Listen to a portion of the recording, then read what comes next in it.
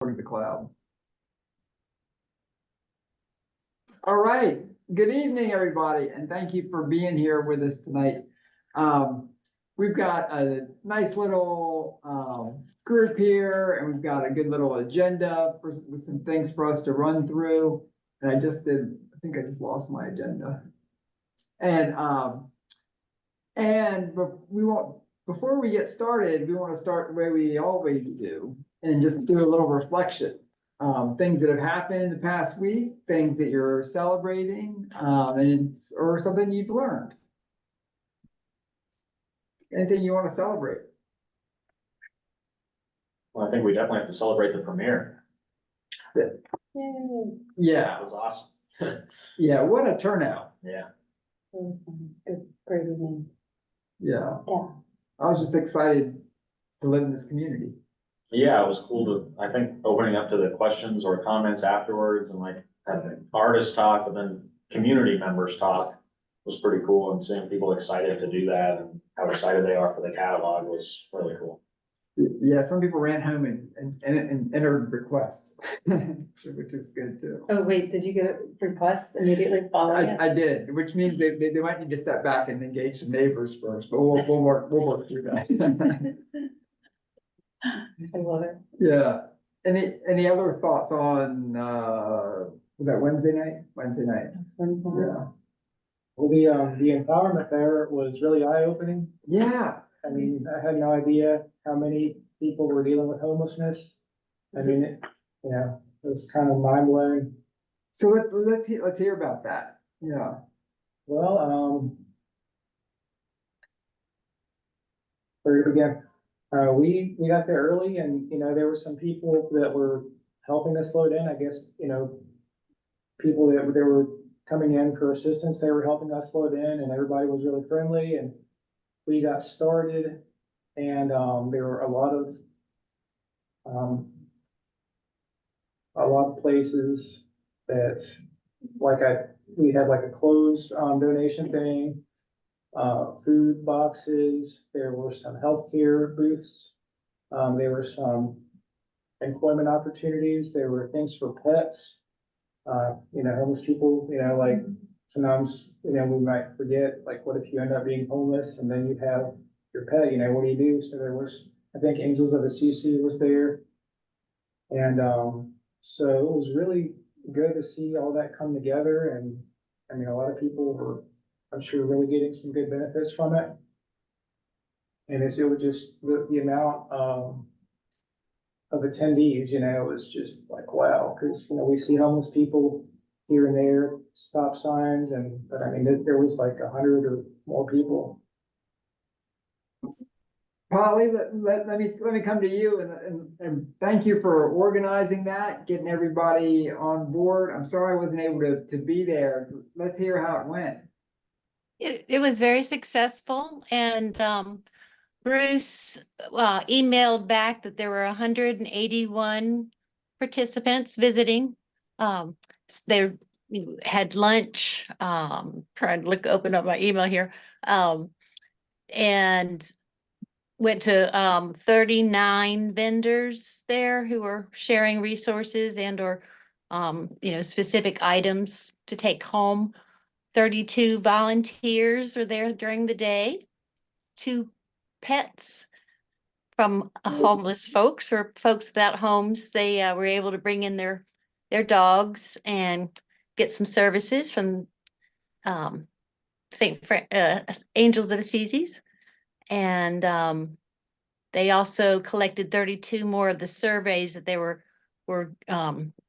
getting filled out by folks living without homes right now. And so that was part of their point in time count.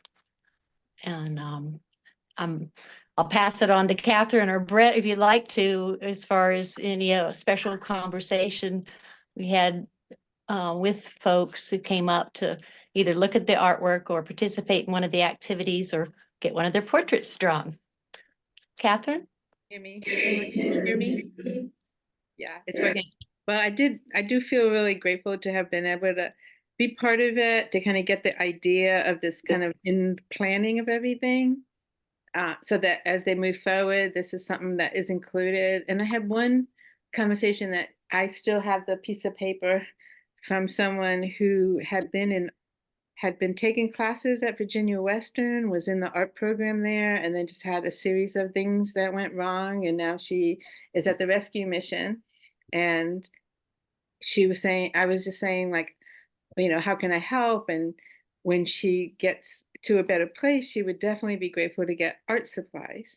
So it was really nice to make a connection. And also, I talked to her, and I'm sure it has already occurred, but if it hasn't, to provide, it would be really wonderful to create opportunity for people that are at the rescue mission to go see the swoon exhibit, because so much of what that exhibit is really addressing in such a thoughtful way is how we're all kind of connected, and someone's plight at one time could be, you know, understood better through doing art together, or it being expressed in a work of art.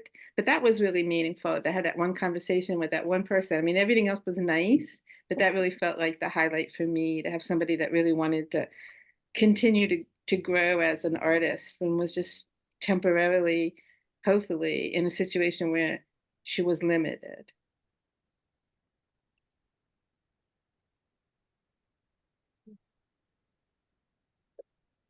Hey, And then- Brett. Yeah, there you go. Actually, the thing that amazed me most was how many people, I guess I didn't really even think about it. So many people were getting haircuts. There was someone there doing haircuts, and they were probably the busiest person there. I mean, it was all day long. I mean, it's just one of those things you like to get done, but it's just impossible if you're homeless. So that was really nice to see. I mean, everyone I talked to, you know, I thought, well, maybe one or two people might keep their portrait. They might want to keep it. So I brought Sharpies. So, you know, it wouldn't smear or anything if they wanted to take it with them. And everybody kept them. No one wanted to give them up. And I ended up doing a bunch of them. I was amazed. But and they're all super nice. But the nice person who came, he wanted me to do a portrait of him and his wife. And I thought, oh gosh, this is going to be tough. And then I thought, well, they'll sit side by side. And he stood behind her. I was like, oh God, I can't screw this. And it turned out fine, but made me so nervous to do it, you know, because I mean, they were such a loving couple. You just, I don't know. That's another thing you don't think about so often with homeless people. It's like, it's not always just one person. So I don't know. I just thought it was a super interesting day. And it was nice to meet all those people.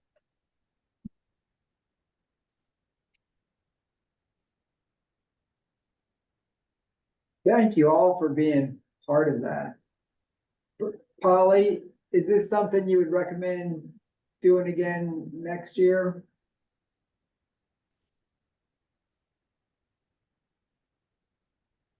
Definitely. Yeah, and the more of us, you know, that participate, the more knowledge and influence and service we can share. Yeah. Well, I know the region's really organizing around that point in time count, you know, because resources, we can get more resources, provide more support if we have those numbers. I think that sounds like that was more than twice the number they had last year. Last year was the first year they did it. So, and I imagine it's like anything as well. And I don't know that that necessarily indicates that the population of unhoused people is that much higher, or that word is getting out that you can come in and get some free services. But it seems like a really important thing for the community to keep doing. And I think the arts can just add even more humanity to it, and engagement that you had. Just thank you. I wish I could have been there to be a part of it. But hopefully next year. So, and thank you, Polly, for organizing us. Mhm. Anything else you want to celebrate or any lessons learned or? Well, All I guess, right. go ahead. Okay. No, good, Catherine. Oh, I just wanted to say I had a meeting. I normally have a regular meeting with my business advisor at the Small Business Association. And the last time we met, I was talking about how I'm coming up with some ideas for this catalog. So it was really great to go today and say, this is the catalog that we were talking about. That was just a thought, you know, the last time I met with him, I think almost like what would have been only 2 months ago. And he was super impressed. He was just like, wow, this is so well done. So just to have somebody from a different point of view that just looking at what was put together by you all, and what all of us are being part of. It was really great to have his real appreciation for how well done it was. And this was Tom Tanner Yeah. over at the Small Business Development Center. Yeah. And he gets what we're trying to do too. We're Yeah, trying to market the artist as well as provide services in the neighborhood. Yeah, he's Yeah. a real supporter. I have a question, but I'll wait till after we do what all we need to do. But I have a question related to my meeting that I can bring up later on. Okay. Well, with that, we've got a special, she's not a guest because she's here all the time. She's part of the family, but she's a special presenter. Shalene Powell with the Roanoke Cultural Endowment is gonna kick us off tonight. Yay. I had a little button, I'd go like, you have fake applause, because we're all on screen. Hi, screen folks, hi, room folks. Thanks for having me. I'm excited. I was thinking of what I'm gonna talk about, and I was like, well, we're gonna focus. I want everyone to just know what the Roanoke Cultural Endowment is by the time I'm done with this short little intro section of the meeting. But I also, Doug had said, hey, this is a great opportunity to think future wise and talk about the arts and planning as we move forward. So, I will provide you with a little overview of what the Roanoke Cultural Endowment is and where we are to date with our goal. But then I want to kick into kind of historically how the Roanoke Cultural Endowment came to be. Because sometimes an idea or a need that you see the community has is a way to kind of group around that and then say, hey, this is something we'll build towards. And there's power, I think, in long-term planning. And so without further ado, let's go for it. So let's see. Oh yeah, that's right. I'm gonna try and navigate the screen here. I'm gonna just pull up the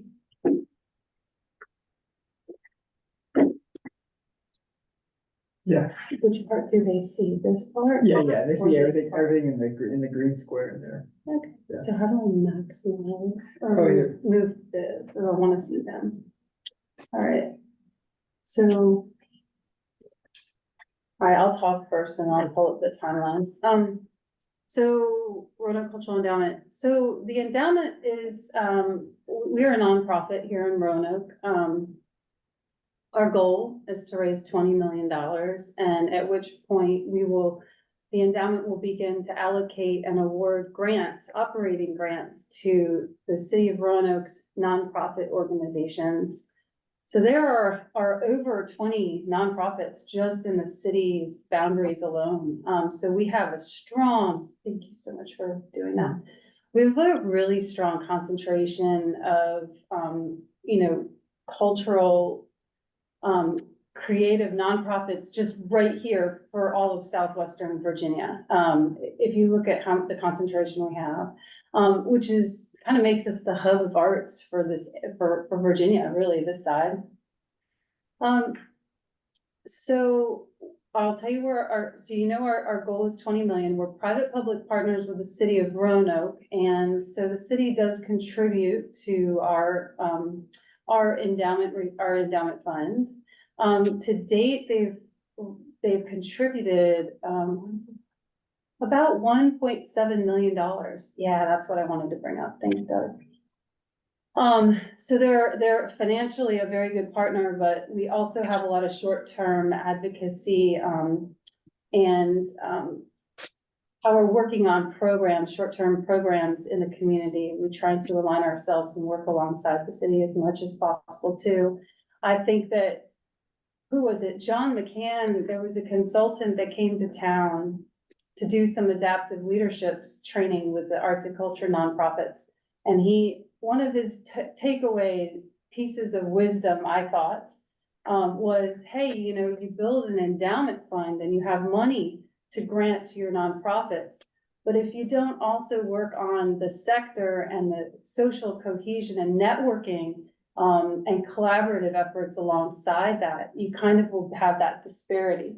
So I think like working on the sector, collectively and advancing it in a lot of different, collaborative and infrastructure ways is just as important part of the puzzle. So, we are over $5 million. We're banging on the $5.5 million for the endowment with a goal of 20. You prompted us at the beginning to say, what are you excited about recently? And I would say I'm excited that we received $100,000 in January to the endowment, and that's a great way that's a new gift. And so that was a good way to start the year. So as we're thinking long-term as an art sector, I know that the Roanoke Cultural Endowment is just one piece of the puzzle. That's a way to provide sustainable funding for our nonprofit arts organizations. But there are many stakeholders in our arts sector, and so as we all think about long-term, how do we want to plan for the next Arts and City Cultural Plan? That I know is on the horizon here. I wanted to share this timeline because to me, it shows how much work goes into an idea and you rally around it, get feedback, and then you start putting things in motion. So back in 2011, and I think you can see this timeline, the Arts and Culture Plan was adopted by City Council. And essentially the plan identified that there's a need. And there's a need to find some sort of sustainable funding model for arts and culture. And so the Roanoke Arts Commission really took the lead on that at the point. I didn't even work for the Roanoke Cultural Endowment. So like, this is me reading kind of historically, which I find fascinating. So a lot of the arts and culture organizations, like ideas came from them. There was research conducted. I think that Rupert Cutler and yourself did some work with Susan Jennings and other Arts Commission members. On different models and from peer cities. There's an arts fund model, which is a United Arts Fund model. There's a district tax, which is exactly what it sounds like. It's a designated tax. And then there was like an endowment style model. And so focus groups were held in 2013. There was an economic study on arts and culture that was conducted by the Roanoke Valley Allegheny Regional Commission, RVARC. And then that culminated in this cultural summit back in 2013. A lot of people from the community, artists, nonprofit leaders, everyone came out. And I think they were given little clickers and they were able to give their feedback and advice on what they saw as a good model for here in Roanoke. And it was the private-public partnership for an endowment fund. And so in 2014, the city passed a resolution which endorsed this type of partnership and said, yes, go forth and create this charitable endowment. So then in 2015, the incorporation steps started and were underway. I think the endowment got its nonprofit status, and then we ended up, the board recruited itself. The board kind of fell into place with the board members. And then I joined on board at the end of 2015. And then 2016, we kind of figured out who are we, strategic plan. If you know Katie Wallace, she helped do design through her company. She's now Wallace 360, but when she was the Wallace agency, they did our logo and branding and worked with us on kind of helping figure out, the weeds, like who are we, what are we, strategic planning. So that we could go out, and in 2017, we really began fundraising. So 17, 18, 19, we were out in the community talking to some potential major donors and building the endowment up. All the while, the city has also been a contributing partner, understanding like the future need for something long-term like this. Press pause for COVID 2020 and 21. And then we've gotten back up and running. So we're really excited to be at at the, nearing 5.5 million. And, I know it's a marathon, but something like this is gonna provide a big sustainable, revenue source for, or I should say sustainable grant source for all of the nonprofits, which are an incredibly important asset to our city. But I'm gonna kind of I'm gonna slow down on this, but I think that looking back at that timeline to see how an idea and identifying a need and thinking forward on what you want to achieve is a really great conversation piece to have. We're still building, but, I know we'll get there. I know we'll get there. So, yeah, if anyone has any, and I'm sorry I gave you my back the whole time, I'm looking at the screen. Hi, Brian. I'm happy to answer any questions, either technical and detailed or just more broad. And then maybe we can open it to the planning, future thinking. Okay. Yeah, any questions for Shalene? So an endowment, just to make sure it's clear, so an endowment is a big, pot of money that they can put aside and then just work off of the interest of it. So if it's 4 or 5% every year, if they had $20 million, then they could have $800,000 to $1 million, $800,000 to $1 million that would support the arts and cultural organizations in the community Every year. every year. And that's operational money. And operational money is incredibly difficult to get. Like the city gives programmatic grants, so they'll give you, and which makes a lot of sense. They'll give an arts organization money to provide a concert or to provide programming for the citizens, which makes sense. But then the organization still is, it's gotta be able to operate for the other 300 days a year or however many days a year. We're not doing that, just that one program. So, and there's, it is long been a huge asset in Roanoke to have this strong arts and cultural community.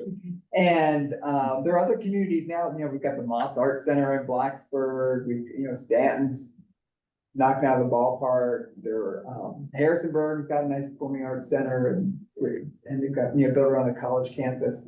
So there are other kind of, we've got competition as being the Western capital now, but I still think it's a big selling point for the community. And we're just glad that Shalene and the board are working hard in this long-term goal. So long-term goals. I do think it's a big aspect of what we should be doing. I heard today, someone say, well, the artists are here to teach you how to dream. Which I thought was kind of a nice way to say it. Sometimes, having the big aspirational goal, seeing something that's not there is hard to do in a political realm. It's hard to do in a pragmatic realm, when you're working day to day. And so there's some power in being able to envision what's not quite here yet. Okay, any thoughts there before we keep going? I was curious, Shalene, did you say you were projecting or hoping to be able to help sustain 20 organizations, or that's just how many happen to be here in the arts in Roanoke? Oh, and it's a shifting figure. I mean, we've established the boundary. Your question was timeline, wasn't it? That we said? Right, number of organizations, I think. That's part of it, yeah, the Uh, numbers and then timeline, yeah. Okay, well, I imagine that the eligible organizations will evolve a little bit. Maybe some will fold, maybe some will merge. I hope they don't fold. Maybe some will merge, some will emerge. So, as of now, what the eligibility criteria looks like is a nonprofit in the city of Roanoke, established or in operation for at least 3 years, for program, year-round programming. And I believe that those are the criteria here in the city, because that's our partner. We were kind of given birth by the city of Roanoke. So can I say something? Yeah, So I really appreciate you taking the time to do this, Charlene, because I had been in this town. I have never understood how this all worked. So now I'm kind of understanding what I think I'm understanding is that your mission is to create a chunk of money that allows for the interest to grow, and that interest is what runs the organization, and the organization funds local arts nonprofits. Is that correct? Or The in what way do endowment, you, yeah, so what do you do? So the first part was right, and I never got that, understood that before. So thank you, Doug, for breaking that down. So you want to make a lot of money so that the interest on that lot of money gives you a budget to work out of. Is that right? gives us grants to allocate. The funding, that approximately $1 million that will be generated every year from that 20 million fund, that interest, if you will, every year, that will go straight out into the community through grants. Well, I'm so thankful for you to share that, because I never understood how the relationship of the arts and culture, your organization, interacts with the neighborhood, although I've always been a fan of you personally. So thank you for breaking that down. Oh, actually, thank you for that feedback, Catherine. That means a lot coming from you too, because I know that you're really like hands-on and understand you're really engaged. And so that tells me right there, like, hey, that's an important component of the messaging. yeah. Any other comments or thoughts, questions? I had a question, which is, and hi, Shalene, I'm glad to see Hey. your face and grateful for your leadership in this role. So I understand the goal is 20 million to act as a foundation, but you're giving money now. I mean, you do things. So I'm not understanding how you're bringing in bigger sources of money to build that 20 million, but you're already giving money and supporting artists. Okay, well, let's see. Yes, we are spending money on short-term projects. Oh, you're on mute, but I saw a thumbs up. I was saying, don't get me wrong, I'm absolutely thrilled that you are supporting the artists currently. I just wanted to understand it seems like it's two streams of revenue and outgo. Awesome question. So the endowment has received funding for some short-term projects. The funding we received really in 2 different ways. And ironically, the funding for part of them happened before COVID, and then the funding for part of them happened after COVID. So in the part before COVID, we received a gift, a really nice gift from an anonymous donor that said, hey, I get it. I get the endowment. I think it's important. Glad Roanoke's doing it. However, I would like to see my money being used for something like immediate. So the board's like, oh no, mission creep, right? You're like, oh, how can we stay on task knowing that we want to do grants someday, operational grants? So actually reached out to a couple arts leaders and got their feedback on what would be beneficial for them. And they said, hey, bringing training to us would be really helpful. So in 2018, we received this gift in 2018. We were able to do, or at least pay to have a consultant do some strategic planning workshop series. From that, the arts organizations participated for free. They got this training, and they also learned about strategic planning through doing a strategic plan for themselves as a group. And so they came and they like aligned their visions and they did the SWOT analysis together and kind of dreamed together on what they envisioned and needed. And then the very top priorities that, if you siphon that, the very top priorities that seemed more, that could pick up traction quickly, we put some more of that anonymous donors gift money behind. So they said, hey, we'd really like to see a new economic impact study. So that we brought Americans for the Arts to come in and do that. That was about $10,000. Totally worth it. I think the previous study was done in 2013 and there was also one in 2017, but the metrics for this, how they conducted the research was really in depth because it took into consideration audience intercept and audience feedback on their spending. So there was a needs assessment, which is kind of looking at operational needs, gaps and overlaps by all the nonprofits.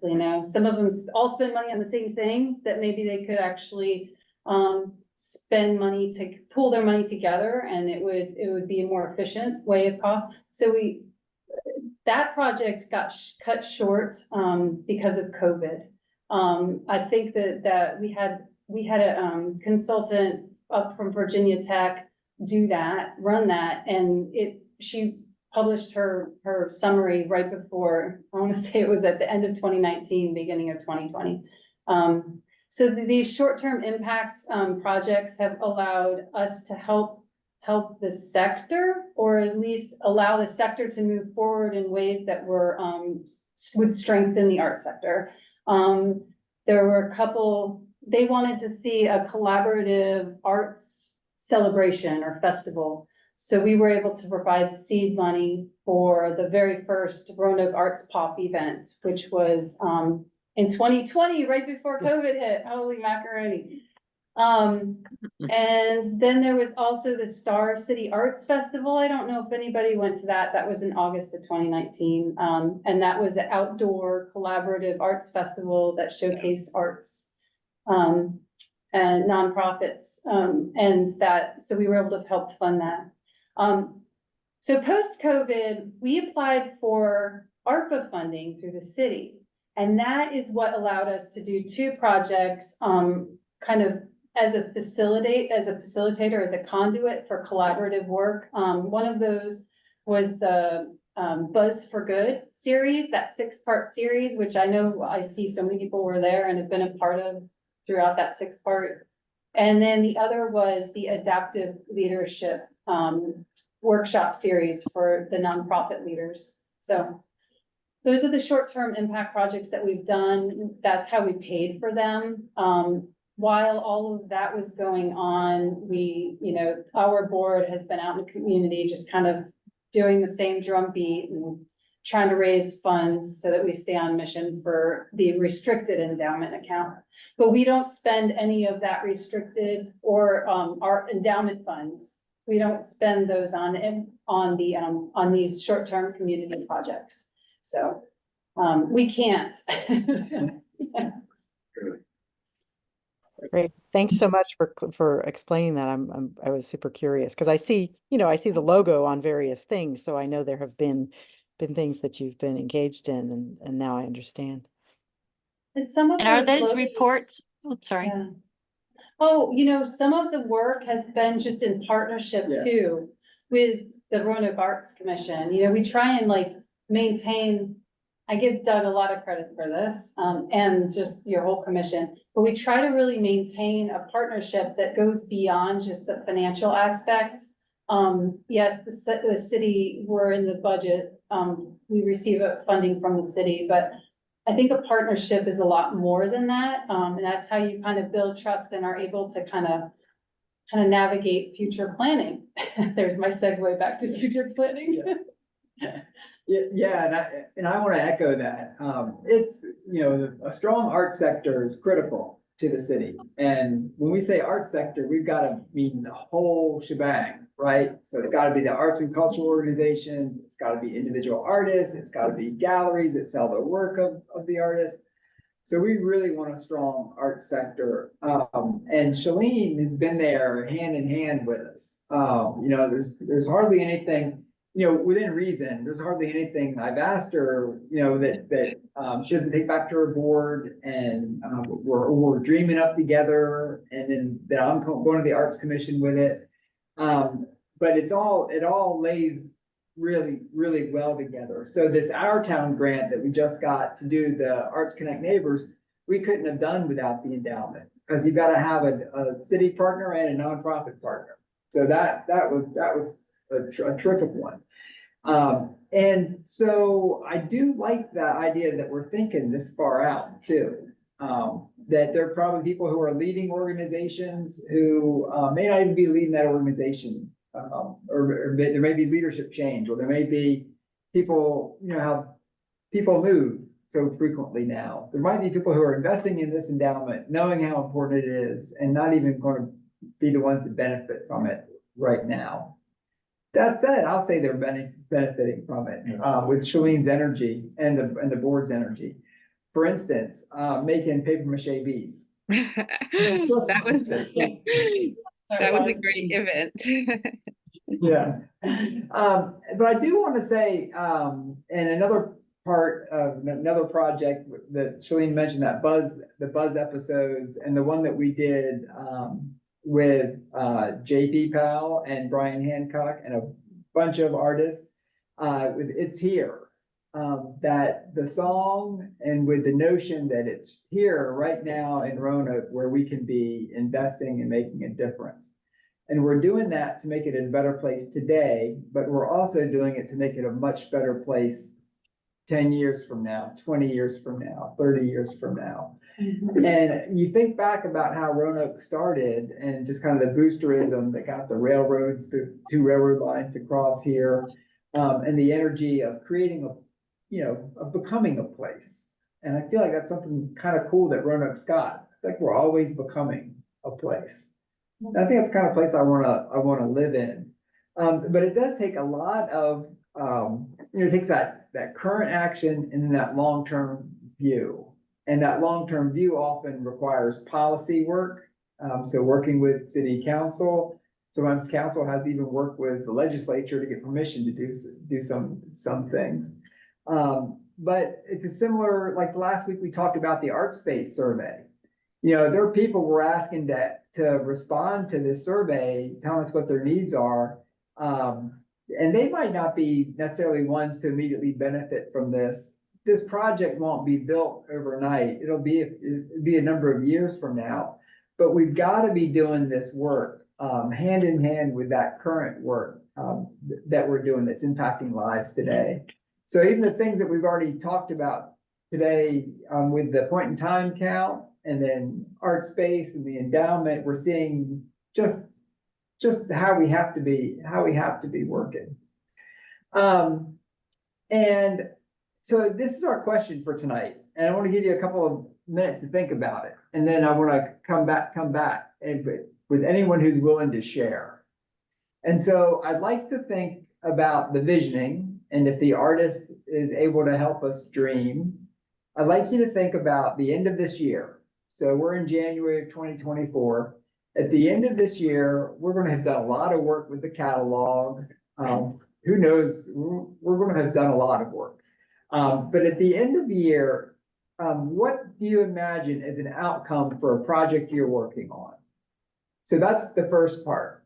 And then the second part, can you imagine 5 years out and what an impact on our community might be from either that project or another project? So the end of this year and then 5 years. And I'll let you think for a moment. I'll be quiet, and then we'll come back.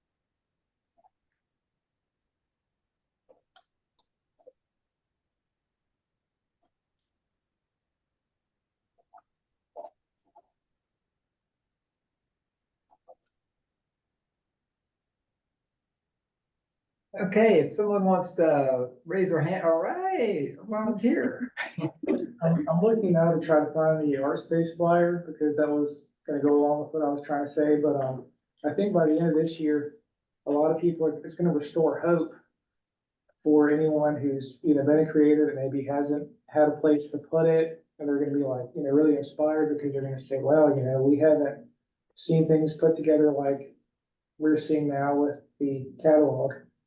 And in 5 years, we're gonna see a lot of that, become work, because art is work. That's what I was looking for, is with the, art space thing. It went down the list of everything, all these different, things that connect art, it's like, there's so many things. So that's gonna be something people see, realize, and they're really benefiting from, and, getting the appreciation for that creative skill that they have. So it's just gonna grow and grow. I know one. Can I go? Sure, Catherine. Okay, well, mine is that working with you guys is a lot of fun. So I can say right now, like my projects in the catalog are all super fun. I think the most genuinely, the best, I can't even say it. I'm so grateful to be able to take some of the things that I get to do in my life and in my studio out in neighborhoods and provide it to people who don't already have a lot of arts experiences. That is like the real magic of this catalog, that there isn't going to be a cost, no one's going to be excluded. I know we're going to do a lot of work getting that message across and getting people to participate and to take advantage of this opportunity. So anyhow, my number one thing is I think it's going to be a lot of fun. It's been a lot of fun working with you all over the last couple of years as artists in residence. So my first thing is that this year will end up tiring, but also super fun. And I think in 5 years, a lot of you will be friends. You won't just be associates of people I got to meet. And I think that is probably the most amazing part of this whole project, is that arts connect neighbors, but this project also connects artists in a way that we've never had before. So that's it. I'll jump onto that if I can. Yeah. My big fear is talking too long. Please stop me if I go too long. But Corey started off pretty well with the idea of hope, and Amy's here. I have my studio in that area, and so my relationship with the art space is more like being a neighbor, more than thinking about being engaged with it. But I've heard so many people really need this opportunity for affordable housing. Your presentation last week was fantastic. And that is the kind of hope that I've heard that Corey talk about. And there's so many people being displaced because of not having the ability to pay for rent that are leaving Roanoke. This is a very urgent time, and art space is really a godsend. And it can't be for everyone, it still takes 3 years, but it is a hope, and we do need that kind of hope. And the last thing I'd like to get to is what, I'll wear my curmudgeon hat, because I'm known to have one. And so I've had some criticism of how things are being approached through the arts over the past. And when Shalene came on with this idea of the cultural endowment, the first thing I look for is a lot of the artists that are here tonight, they're involved in these programs that Doug's put together, were not represented because you needed a nonprofit to do that. And so there's no reason why Shalene should have had reached out and saw a bigger picture. And there's no reason for Doug to have looked out to have a bigger picture. But the fact they did shows that they've gone above and beyond in a way that included us that are here tonight. A lot of us artists that aren't included because we're not nonprofits, and we don't want to be nonprofits, a lot of us, for lots of good reasons. And so there's a lot of hope there too, because of what you're doing beyond what's needed or is even acknowledged or recognized. And I'm sure you've been given a lot of recognition in the past, but I do want to thank you for it. And not without my curmudgeon thing still existed and my criticisms. But thank you.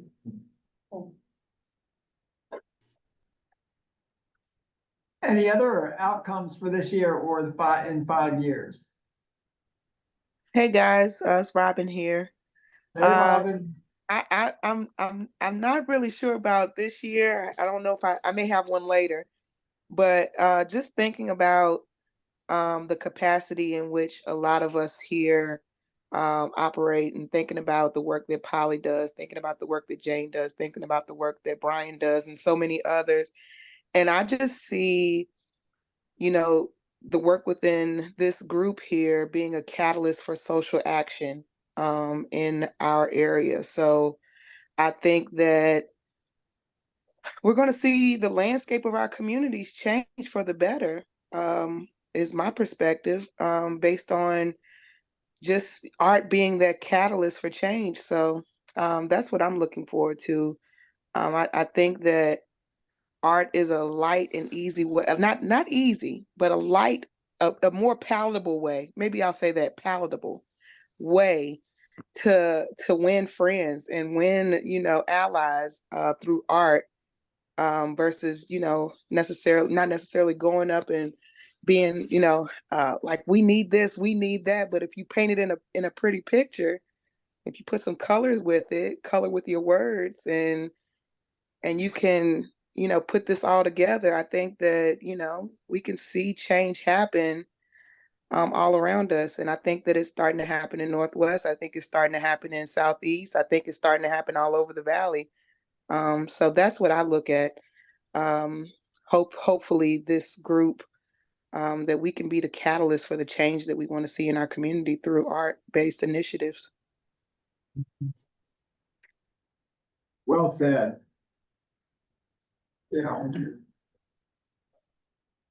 Thank you, Robin. Anyone else? I'll say something. Hey, Molly. Hi. So for our Arts Connects Neighbors projects, I'm doing the fairy houses, and for this year, I'd love for it to happen at all. I hope there's interest in it and we get to do it. But 5 years from now, I would love for it to become like a tradition that everybody's looking forward to, that we do a lot like Daisy Art Parade, where it's like everybody knows it's coming, everyone's excited. I would love to see that happen for a lot of these projects. Like, let's have them be such a hit that people are looking forward to it every year. Excellent. Thanks, Molly. Anyone else? I'm kind of piggybacking with Robin, that more people will be exposed to this process, these opportunities that we've been engaging in, and other community workshops and studies. When Charlene was talking about the different reports and leadership workshops, I was like, oh yeah, more and more of us need to jump in on those trainings and invite other neighborhood leaders and family members to be a part of the decision-making processes that are going on, emerging now in our neighborhoods. And it can only help when we have some of that shared language and abilities to find the resources and the teammates while we're working on these neighborhoods. And I'm praying for that for Gainsborough, and our response to urban renewal there, and how we can bring back resources. Yeah. Thank you, Polly. Yeah, I'm really, really happy that Molly Hunter is in her position now as neighborhood services. And she was with us on Friday when the coaches and facilitators were having their conversation. And she is going to be critical in this, the neighborhood services side. So she's another really strong ally.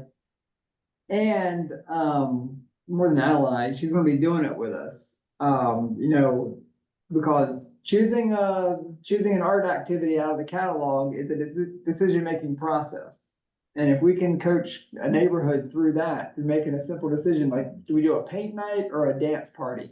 And if you can make that decision, it's the same muscle, right? And we can talk about how they make the decision and use that as a leverage point for the next decision they make. And they can come together. We're afraid sometimes to make these decisions because it brings us to a point of potential conflict, where I want something and everyone else around the table wants something individually. So how do we work through that? Because you know what? It doesn't matter. Because this first time, you can have a dance party the first time, and then the second time you can have paint night, and we'll make all that happen. But really, some of these decisions, it doesn't matter what the decision is sometimes, it's just that a group is able to come together and make a decision. Yeah. Any other goals for this year or in 5 years? Not goals, but it impacts vision, what you see happening. I would say just like being part of the art space project, I can't even really imagine what the end of next month is gonna look like, let alone the end of the next year. So it's kind of crazy. And then this year in particular, obviously it's a huge year. It's an election year. There's so much uncertainty. But the message of hope that seems present, is very important. And sometimes it feels like Roanoke, we're kind of in a bubble. And sometimes that can be a good thing and sometimes a bad thing. But this feels like kind of a good thing, because despite a lot of the craziness around, feels like there's a lot of good people here trying to do good things and care about each other and creating a better community. And I think that's such an important message in today's times. Yeah. Yeah, that's right. Yes, Yes. it's not everywhere you're gonna go. Yeah. For sure.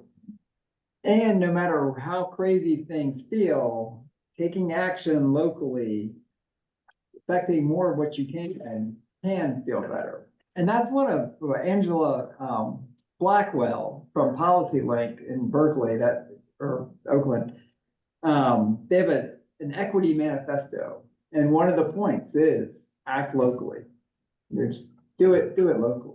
And I think it's some of the most meaningful work we can be doing. I know that it is important to do like policy work at a national scale and such, and we've gotta be alert. But there's so much we can do here and now.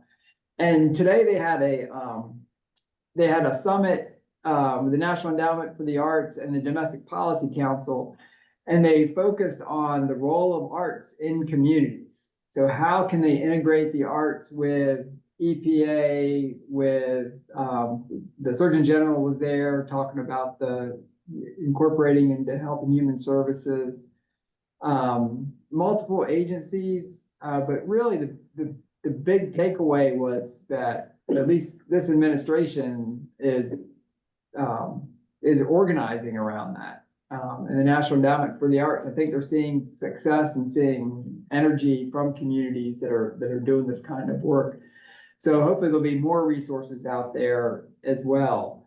But yeah, my big takeaway from it was that what you are doing and what we are doing together is significant. This is meaningful, and I'm really happy that you're part of it. Any other thoughts? All right, and some updates. So we have, if you're applying for an artist action grant, those are due tomorrow at midnight. And those are our Art Matters grants, advancing justice, wellness, and inclusion in the community. And those are at roanokearts.org/action. Our neighborhood meetings are outreach to begin really full force now that we have the catalog. We're going to do the first one on the 1st. That's going to be the Wasena neighborhood because they reached out. We're really excited about it. So we're going to go to their neighborhood meeting. And if you're talking to any neighbors and they are getting people together, please do offer us up. So Katie and Joy and Antonio and me and Molly. And I'm guessing there will probably, if you're part of a neighborhood group, we'll count you in on that too. Or there might be artists who end up saying, oh, I want to be part of this on the neighborhood or organizing side as well. So we'll start getting a list together of those. But if you talk to anybody, offer us up and let us know when a neighborhood's meeting, and we'll, or when a group of neighbors, they don't even have to be organized as a neighborhood organization.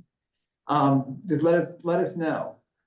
Art by Night is coming up on Friday. And let's see, hey, Robin, you have a question? Yeah, I was gonna ask about the neighborhood catalogs. Yeah. Is there currently, and maybe I haven't seen it or maybe it's not there yet, is there like a FAQ page for like neighborhoods or organizations that want to put something together where they can like see There, like frequently asked questions or something like that? yeah, there's some frequently asked questions on the website, roanokearts.org/neighbors, but there's probably too much information in the catalog. Okay. If somebody sits down and reads it from the start on, they'll get a Mhm. really good sense of it. So there's a Okay. lot of I had gotten a question from someone about whether or not you could use those items in there for fundraising activities, and I didn't know if I saw anything about it or not. Like if a group was trying to do a fundraiser or something, like for example, there's the mobile paint party.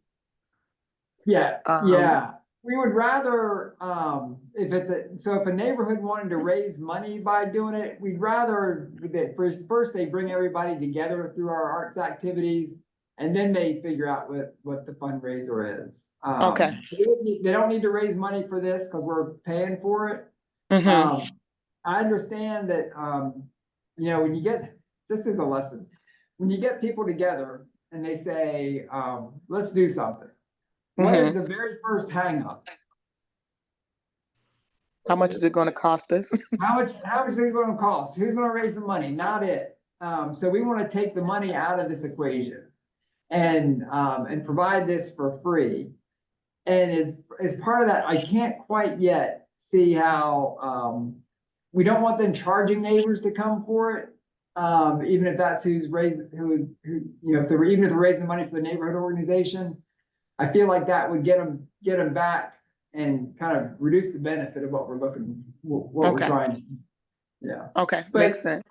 But I'm always open to, I don't see everything straightforward sometimes. So there might be a reason. So you can feel free to reach out too. For sure. Thank you. Art by Night's coming up on February 2nd. And let's see, on February 6th, that's next week, a week from today, Joy and Katie and Antonio are going to present the process that we're going to use in talking with neighborhoods. And it's not going to be a real in-depth process, but we're just going to talk about that neighborhood conversation. And we might hit on some more questions like that, Robin. And then Arts Pop. We have people have been signing up. Shalene loves going out to Arts Pop, and we've had done it the last 2 years. I think 2 years. We used to bring the big wheel. Did anybody spin the big wheel? Have you spun the big wheel? I've seen it. Have you spun the big wheel? I spun You've spun the big wheel. I've Yeah. carried the big wheel. Can we bring the big wheel in here and spin it at a future meeting? We next can. Tuesday? We will bring the big wheel in next meeting. We'll spin it. And the big wheel, it's one of my favorite questions, is that when it lands on Roanoke Cultural Endowment, which it seems to do a lot, I think it's rigged. But when it lands, Didn't rig it. when it lands on Roanoke Cultural Endowment, we say, what do we say? We say, hey, the Roanoke Cultural Endowment, we're like a savings account. We're saving money for the arts so that we can, spend money on something. And then we turn it to typically like an 8 or 9-year-old who has to process this concept. And you ask them, what are you saving money for? And so we ask them to like kind of tell us what they would save their money for. So we're trying to draw that parallel. Yeah, yeah. And one young man said to start a business. Oh, like a really Yeah. young man, yes. Yeah, it's like, wow. Yeah, like 10 years old. That was- Yeah. So, I do have what I'll do is share this real fast. And I'll show you who signed up. And on our sign up now. Woo! Okay. Okay, so Friday evening at the atrium table, we've got Catherine and Misty Dawn. Saturday morning at the table, Mike Moran and Sky Hartwell. Saturday afternoon, Brian Cunahan and Katie Pickle. And then from 2 to 4, Michelle Acker, and then the team from Mental Health in Motion. And so that's going to be happening in the atrium at the table. Those are the artists who have signed up. And then the cafe workshops, we've got at 10:30, we've got Tahisha and Linda doing the drum and demonstration and dance engagement. Mandala making with Misty Dawn Vickers at 11:30. Tiny Doors with Sky Hartwell at 12:30. Somatic Movement with Smell Ramsey at 1:30. And then Singing Circles with Joy Truskowski and Katie Trazo at 2:30. So that's who we have on the list. If you weren't able to get on the list, I didn't put it like I didn't put an alternate, or I didn't put like I'm interested, so it might not have given you an option. So just reach out to me if you wanted to be on the list and you're not on it. And then if somebody has to cancel for illness or anything, then we'll get you in there. And there might be a way to get you in there anyway. So, yeah.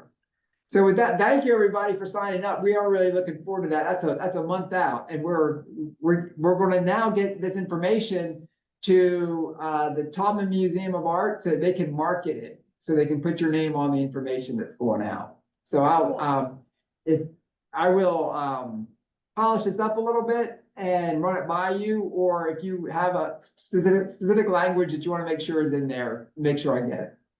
Sound good? All right. Well, I like your language as it is. Okay. Very nice language in the catalog. Well, all right. So we're gonna have, I can't wait to watch the Cranky at work, because the kids love, Oh, yeah. the kids love the Cranky. It's cranky in all kinds of ways. It comes to mind when you think of crankies. So it'll be fun. Excellent. Well, we're at our time. If there's nothing else, then we'll say goodnight. Anybody have anything else? Hey Doug, I got one question, and while I got you there, maybe you both might have an answer, but Tom asked me and I don't know the answer.